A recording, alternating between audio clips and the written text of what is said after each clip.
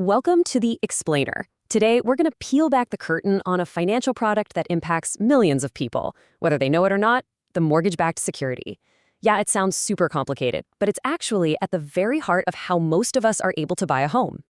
So let me just ask you something. When you finally sign all that mortgage paperwork and get the keys to your new place, have you ever wondered what actually happens to that stock of documents? Where does it go? Most of us probably picture it getting filed away in some dusty cabinet at the local bank. But honestly, that couldn't be further from the truth. Your loan is actually about to go on a pretty wild journey, one that takes it from your neighborhood bank all the way to the global financial markets. To really get why this journey even happens, we first have to understand a huge problem that every bank faces. It's a classic cash flow dilemma. I mean, just think about it from the bank's point of view. They lend you a massive pile of cash for a 30-year mortgage. That's their money, and it's now locked up for decades. But a bank's entire business model is based on lending money, so they can't just sit around and wait 30 years to get paid back. They need that cash now so they can make new loans. So how do they solve this puzzle? Well, this is where the world of finance got really, really creative. They came up with a pretty ingenious solution. Just package up the debt and sell it. The official term for this is asset securitization.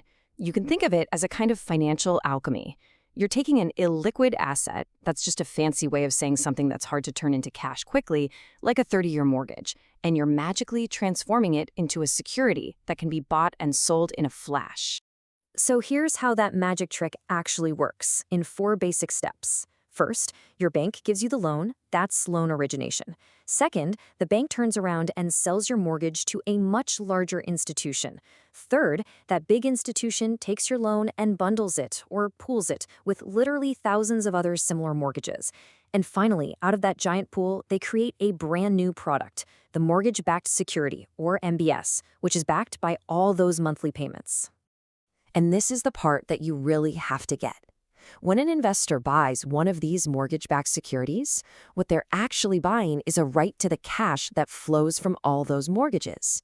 So your monthly payment gets bundled with thousands of others, and that stream of cash flows straight to the investors. That's their profit.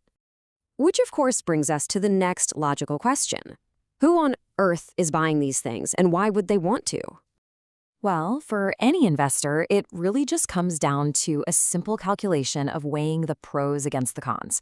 On one side, you've got the chance for some really steady returns, but on the other, there are some very, very unique risks involved. So, let's talk about the good stuff first. The big appeal is that MBS often pay out a higher return or yield than super safe government bonds. Plus, you get that consistent cash flow every month as people pay their mortgages. And it's a way to get your money into the real estate market without the headache of actually buying and managing a property. But, it's not a free lunch. There are real downsides. Investors have to keep a super close eye on 2 major risks that are just part of the game with these securities. Let's dig into the most unusual one first, because it's probably not what you'd expect. It's called prepayment risk. Okay, so check this out, because it's kind of fascinating. When interest rates across the economy fall, what do tons of homeowners do? They refinance their mortgages to get a better rate. Well, when they refinance, they pay off their old loan early. For the MBS investor, this means they get all their money back way sooner than they planned. And the catch is, now they have to take that cash and reinvest it, but in a world where all the interest rates are now lower, so their potential for future profit just went down. So that's what happens when rates go down. But what about the flip side? What happens when market interest rates start to climb up? Well, this shows us a basic rule for pretty much all bonds. There's an inverse relationship. As interest rates go up, the value of an existing bond goes down. And it makes perfect sense, right? If you can buy a new MBS today that's paying out, say, 7% interest, why would you want to buy an old one that's only paying out 4%? You wouldn't. So the value of that older, lower-paying MBS has to drop to compete. All right, let's zoom out for a minute. We've talked about the homeowner, the bank, the investor.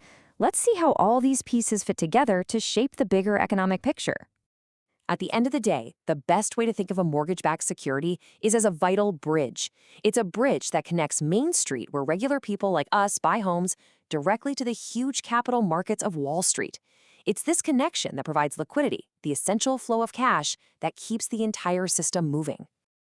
Now, this financial bridge creates a ton of efficiency. It frees up capital, which lets banks keep on lending, and that can make it easier and more affordable for people to buy homes. But as we all saw back in 2008, it also injects some serious complex risks into the system. So the final thought to leave you with is this. Understanding this bridge isn't just about understanding finance, it's about understanding the stability of the housing market and, really, the stability of our whole economy.